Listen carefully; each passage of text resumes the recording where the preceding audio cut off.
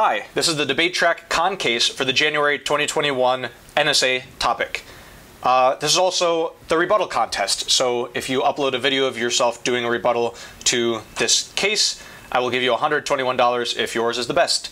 A few stipulations. Number one, I'm judging. If you don't like it, sorry, don't enter. Number two, you have to have a PayPal account. I can only give you $121 through PayPal. Number three, you should be a student, so no coaches, please.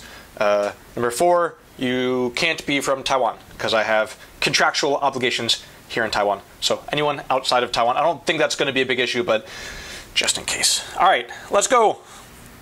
By the way, I recommend flowing along to this case and just listening / watching instead of reading. It will help your listening skills and your flowing skills. If that's an issue, you have issues hearing it, I'll link the case down below so that you can read along there and use it for your tournaments. Don't. That's lazy. My time starts now. The resolution we're considering today is dangerously naive. The US has been largely free from security threats for the last 20 years. Not because of luck, not because the bad guys aren't trying. America has been safe because our government has kept us that way.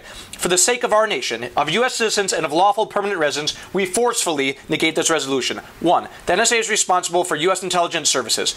As laid out in Executive Order 12333 by Ronald Reagan, the NSA's duty is, amongst other things, quote, collection of signals intelligence information for national foreign intelligence purposes. In the course of signals intelligence, the NSA will sometimes inadvertently gather information from U.S. citizens. This has been ruled legal by courts. A report from Reuters says that the incidental collection of Americans' communications by NSA electronic dragnet that explicitly targets people abroad and without U.S. ties was permissible under the U.S. Constitution. Judge, you'll recognize by implication that ending surveillance of U.S. citizens implicitly means ending surveillance altogether, and that is not something our country can afford. Why? Because the NSA is vital for national security. As of 2013, the NSA had foiled over 50 terrorism plots, 10 of those in the U.S. Some of the most senior intelligence and law enforcement officials in the U.S. strongly defend the NSA's broad surveillance efforts. This is Ackerman 13. 2.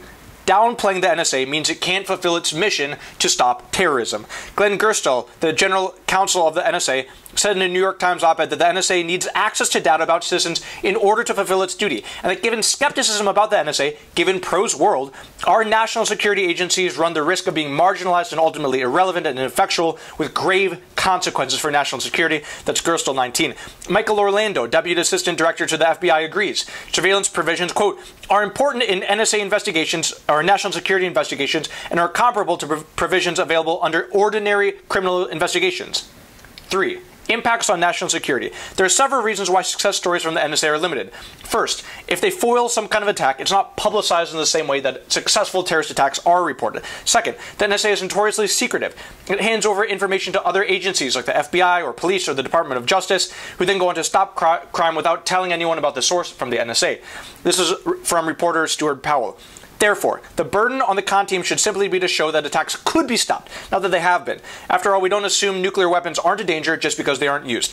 And to force the con team to prove that attacks are stopped when no such records exist is contrary to the educational purposes of this debate. To calculate impacts, let's look at the impact of both 9/11 and the 2 thwarted domestic terrorist attacks revealed by the NSA. 9/11. The New York Times estimated in 2011 that the 9/11 attack cost the U.S. $3.3 trillion, or some 132 times higher, 132,000 times higher than the annual budget for the NSA's phone tapping program. This is including physical damage, economic impact, homeland security, amongst other costs. This comically dwarfs any economic impacts from Pro. In addition, 2,977 Americans were murdered on that day. B. The New York City subway attack. In 2009, New York City native Zazi confessed to plotting to bomb the New York City subway system. This attack, if not foiled by the NSA, could have cost hundreds of American lives if only one station was successfully attacked. Furthermore, the city comptroller estimated that delays on the NYC cost $389 million annually. I assume that a successful terrorist attack would cause more than delays, but $389 million is a good place to start.